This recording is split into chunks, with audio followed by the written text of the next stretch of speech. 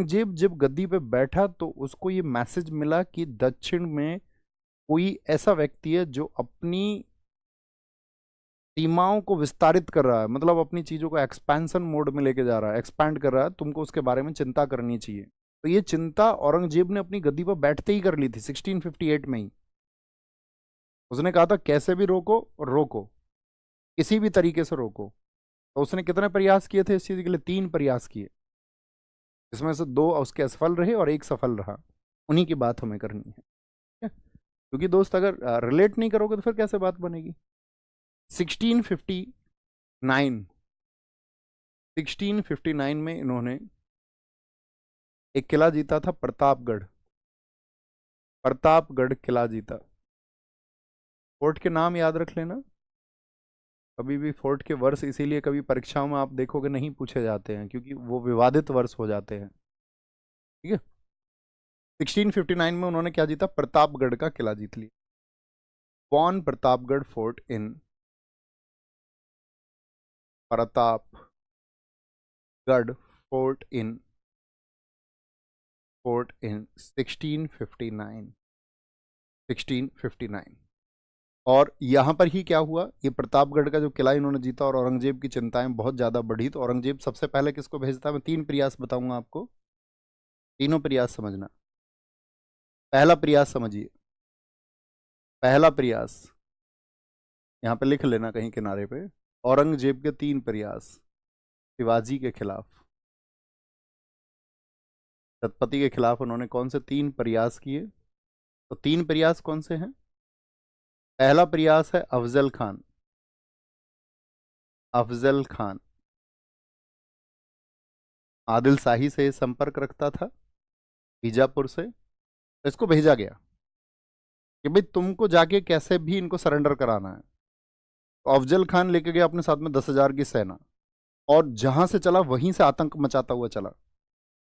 उसने फसलें बर्बाद की, उसने मंदिर तोड़े, उसने गांवों को उजाड़ दिया, ताकि वो आतंकित हो जाए और सरेंडर कर दे, आत्मसमर्पण कर दे। और उसने वहां की स्थितियां फिर जानी, तो वहां पे वो मैसेंजर भेजता अपना अफजल खान। अफजल खान का मैसेंजर कौन था? इसका दूत था मैसेंजर, इसका मैसेंजर था भास्कर। तो कृष्ण भास्कर भी हम कहते हैं, क्या बोलेंगे? भास्कर, जिसको हम बोलते हैं कृष्ण भास्कर।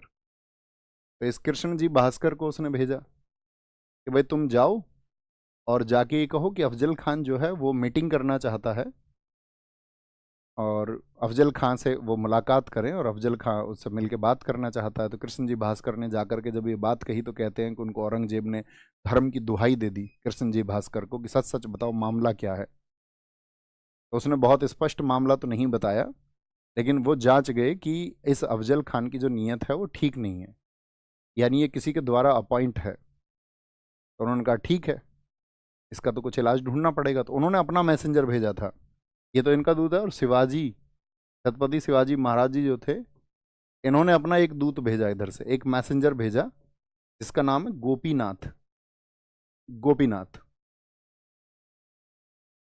गोपीनाथ ने जाकर के अफजल खान के सामने उनका जो पत्र था उसको पढ़ा कि जी आपके कार्यों की वजह से आप इतने मतलब जबरदस्त तरीके से, ऐसे समझिए आप, आपने एंटर किया है, यहाँ पर प्रवेश किया है, और आपसे भय खा गए हैं शिवाजी महाराज, यानी कि वो आपसे भयभीत हो उठे हैं, और वो आपसे इस शर्त पर मिल सकते हैं यदि आप उन्हें उनकी सुरक्षा का आश्वासन दें और उनको आप क्षमा कर दें, तो इस शर्त पर वो आपसे मिल सकते हैं।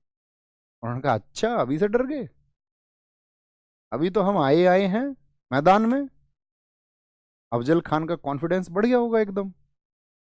गोपीनाथ को इधर भेजा और उन्होंने कहा कि एक काम करो, अपने 2 सेनापतियों को भेजा कि पीछे से जाके इनको टेक ओवर करो, इनकी जो सेनाएं हैं। शर्त ये तय हुई कि तुम अपने साथ 2-2 बॉडीगार्ड लेके आ सकते हो, बस 2-2 अंगरक्षक, 2-2 अंगरक्षक लेके आएंगे, ठीक है मिल लेते हैं। छत्रपति शिवाजी महाराज जी ने अपने सिर पर यहाँ पर लोहे की टोपी पहनी, और उसके ऊपर जो वो आपका देखा होगा आपने छत्रपति का धारण करते थे, और जो उनका अपना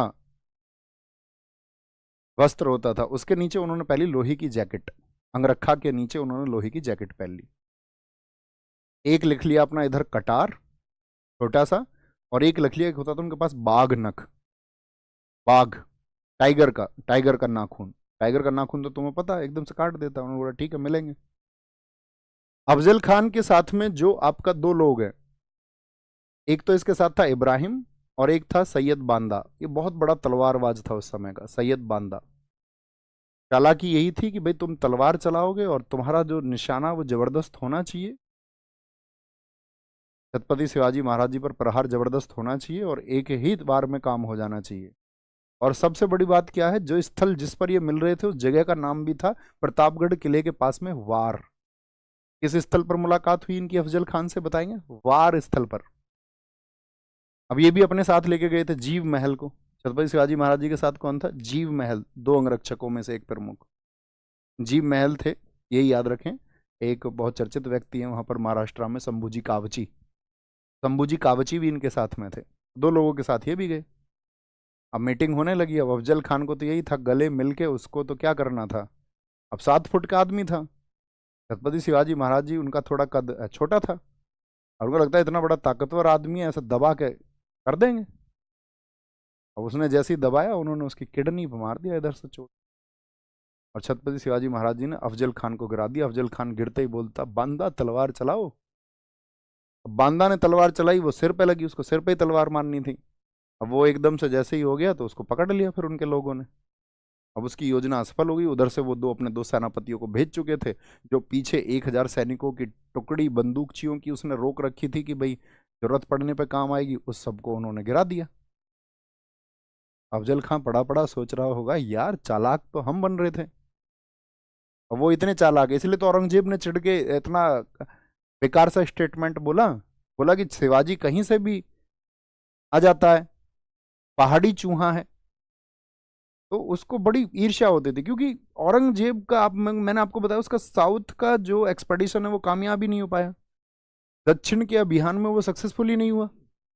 और उसका जिम्मेदार वो हमेशा सिर्फ और सिर्फ एक घटना को मानता रहा, जब उसने छत्रपति शिवाजी महाराज जी को कैद किया था कि मैंने क्यों जाने दिया। तो ये उसका पहला प्रयास क्या रहा? असफल प्रयास। याद रखेंगे ना, थम्स अप करें। हाँ जी। दूसरा प्रयास, मामा शाइस्ता खान को, शाइस्ता खान, राधा शाइस्ता खान। ये कौन है? मैंने आपको बताया औरंगजेब का मामा है। 1660 में, 1660 में। अब इसने क्या किया, छत्रपति शिवाजी महाराज जी के कंट्रोल में जो पूना था, चाकण का किला उन्होंने जीत रखा था। 1656 में ही उन्होंने कल्याण का किला भी जीता था। छोटे छोटे किले उन्होंने जीत रखे थे। तो ये 1660 में जाकर के और 1.5 लाख की सेना लेके भेजा इसको औरंगजेब ने। अब 1.5 लाख की सेना का मुकाबला सामने से तो करना निरी मूर्खता होगी। अगर आपके पास उतनी बड़ी शक्ति नहीं है फिर तो आपका अभियान कमजोर हो जाएगा। बहादुर बनने का मतलब ये नहीं है कि आपके सामने 2 लाख लोग खड़े हों और आप ये कहें कि हाँ मैं लड़ूंगा। आप उन 2 लाख लोगों को कैसे डिस्पर्स कर पाएंगे, कैसे उनको बांट पाएंगे, और एक समय पर आकर आप शक्तिशाली हो जाएंगे। मैंने आपको बताया ना कि सुकरात का विरोध किया उनके शिष्य के भी शिष्य अरस्तु ने। सुकरात ने कहा कि तुमको विरोधी होना चाहिए, अगर कुछ असत्य है, कुछ गलत है तो उसके खिलाफ तुमको विरोध करना चाहिए, और वह विरोध एक आपका प्रत्यक्ष विरोध होना चाहिए, डायरेक्ट अपोजिशन। तो मैंने आपको क्या बताया था, अरस्तु का क्या मत था? उसने कहा नहीं, क्यों करें डायरेक्ट विरोध। वाह भाई वाह। अरस्तु को उनके विरोध के चलते खत्म कर दिया गया ना। अरस्तु ने कहा कि मुझे मौत भी स्वीकार है अगर असत्य का विरोध करते हुए मुझे मौत मिले। अरस्तु, सॉरी, सुकरात ने कहा था। अरस्तु ने कहा हम क्यों मरे, हम पहले तो जो व्यक्ति शक्ति में है उसको सम्मान देंगे, उससे नमस्कार करेंगे, चाहे उसने गलत तरीके से उसको हत्याया हो, हम जानते हैं लाख। हम तब तक इंतजार करेंगे जब तक हम शक्ति नहीं बन जाएंगे, नहीं तो चेंज ही नहीं आएगा। जो चेंज आप चाहते हो वो आ ही नहीं सकता फिर। तो क्या बोलेंगे यहाँ पर, शाइस्ता खान। तो वो 3 साल तक आपका वहां पर बहुत उसने कई किलों को वापस से छीन लिया। 1663 में ये रहता था वहां पर पूना में आपका जो लेटा हुआ आराम से, विजन बनाता रहता था कि भाई कहाँ हमको क्या जीतना है। बहुत बढ़िया। क्या कह रहे हैं नवीन भाई, आप तो सच में शिक्षा माफिया हो। आप तो लोअर पोस्ट पर सेलेक्ट होने वाले बच्चों से मिलने से भी मना कर देते हो। आज से आपसे भरोसा उठ गया। अब बताओ, मैं इसको इग्नोर कर सकता था ना? तुम क्यों पढ़ रहा हूँ मैं? मतलब लोअर पोस्ट से तुम क्या समझते हो? मैं इस कॉन्सेप्ट को समझा ही नहीं। क्या लिख रहे हो? तुमसे किसने लिखवाया है ये? तुम विचार करना जरा। किसके कहने, किसके प्रभाव में आकर ये लिख रहे हो? मैं सबसे ज्यादा पसंद करता हूँ दोस्त सेलेक्टेड से भी ज्यादा, मिलने से कहीं ज्यादा, लोअर तो छोड़िए, जिसका सिलेक्शन नहीं हुआ है। इस चैनल की वीडियोस देखना एक बार, कौन किन से मिलता है सेलेक्टेड बच्चे आकर के, कौन पॉडकास्ट करते हैं, किन से मिलते हैं। बाकी मैं तो तब मिल पाता हूँ कि हाँ, किसी और से मुलाकात हो रही है और मैं उस मुलाकात में आ गया हूँ, या किसी को एंट्री पर मिल गया हूँ, या किसी ने उसको कवर कर लिया। मुझे दोस्त, मैं पहले भी कहता हूँ, मुझे कोई शौक नहीं है उस दिखाने का कि मेरे पास कोई मिलने आया है, सिलेक्शन लेके आया है ना। वो आप थोड़ा विचार करें, और जिसने आपसे लिखवाया हो उनसे भी थोड़े सवाल जवाब करें। थोड़ा समझ तो लीजिए किसी व्यक्ति को, तब टिप्पणी कीजिए। यहाँ पर आए, बात समझें। वो छोटी सी माइनर चीज है ना। और भरोसा तो यार कोई बड़ी बात नहीं है, भरोसा उठना तो, भरोसा तो हमारा ना जाने किस किस चीज से उठ जाता है। व्यक्ति को जब अपने हित की चीजें नहीं मिल, अंदर एक्सेप्टेबिलिटी 3 वर्षों तक, 1663 में पूना में लेटा हुआ है। छत्रपति शिवाजी महाराज जी ने उसी दिन कर लिया कि भाई अभी अब जाके अभियान करेंगे तुरंत। और जब तुरंत अभियान करेंगे तो वो क्या हुआ, उन्होंने खिड़की से एंटर किया इसके महल में, जहां पर रुका हुआ था। और वहां पे जितने भी अंगरक्षक थे, वहां इतनी जबरदस्त तलवार चली, और वो लेटा हुआ साहिस्ता खा, मामा मामा ने सोचा यार क्या गड़बड़ होगी एकदम से। अरे भाई भाग क्यों रहे हो? अरे क्या, उसने वो शिवाजी आ गए। उसने बोला बेटा आज मरवा दी, सोते सोते ही शिवाजी आ गए। तो ये कहते जिस रसोई से उन्होंने एंटर किया था, वो उधर ही भागा एकदम से। और जब उधर ही भागा तो उस रसोई से कूद के भाग रहा था। छत्रपति शिवाजी महाराज जी ने वहीं उस रसोई पर, जहां से वो पकड़ के भाग रहा था, तो कहते उसका एंगल ये था पिछला वाला, जैसे आदमी खिड़की से भागेगा तो हाथ पकड़ के जा रहा होगा, तो उसका इधर से ऐसे तलवार लगी, इधर से तो कान कटा और इधर से उंगलियां कटी, लेकिन भाग गया। तभी तो औरंगजेब ने उसको कहा मामा तू किसी लायक नहीं है, तुझको बनाते बंगाल का सूबेदार। तो दक्षिण की सूबेदारी छीन ली गई थी शाइस्ता खां से। तो शाइस्ता खां भी क्या रहा, असफल रहा। बात समझ में आई?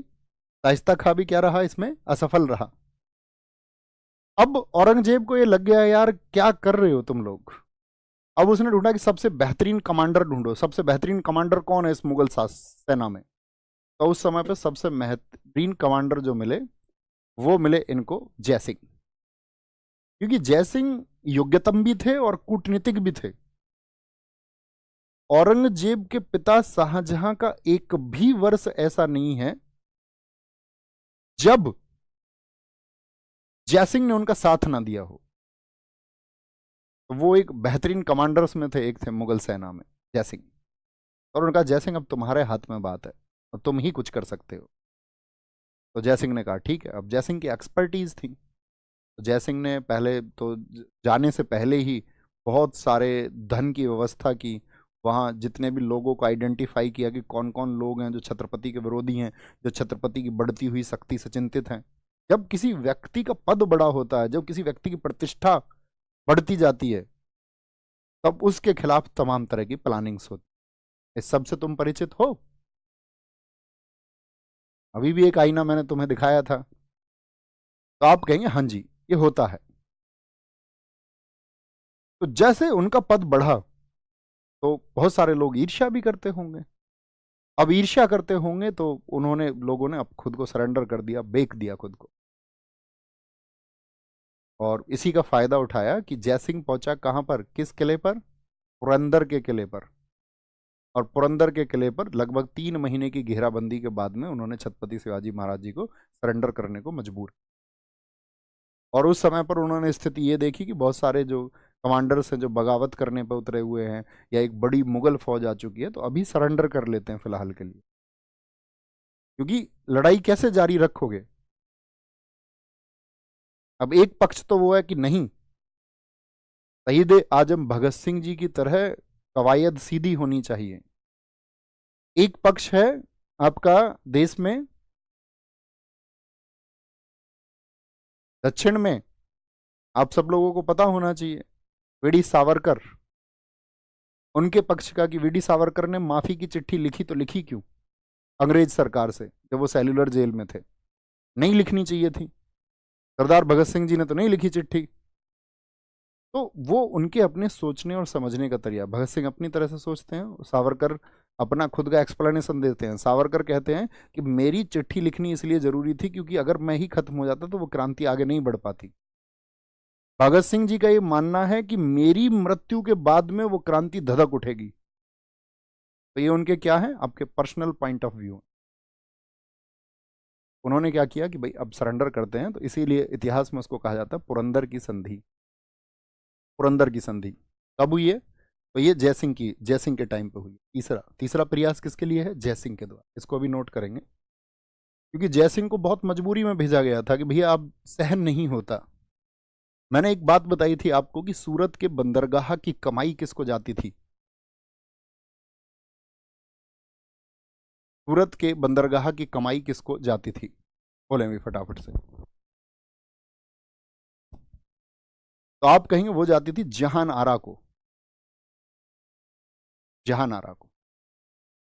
और जहान आरा को अगर वो कमाई जाती थी तो उस समय पे छत्रपति शिवाजी महाराज जी ने क्या किया कि 1664 में सूरत को अटैक कर दिया, सूरत को, कि भाई यहाँ से धन की प्राप्ति होगी अपने संघर्ष के लिए। और सूरत पर उनका आक्रमण हुआ था 1664 में, तो बहुत ज़्यादा दबाव था औरंगजेब के ऊपर, इसलिए 1665 में वो पुरंदर की ओर चला। तो ये दोनों घटनाएं परीक्षाओं में बहुत पूछी जाती है, क्योंकि वो दो बार परेशान करेंगे इनको, मुगलों को। 1664 में सूरत पर आक्रमण किया,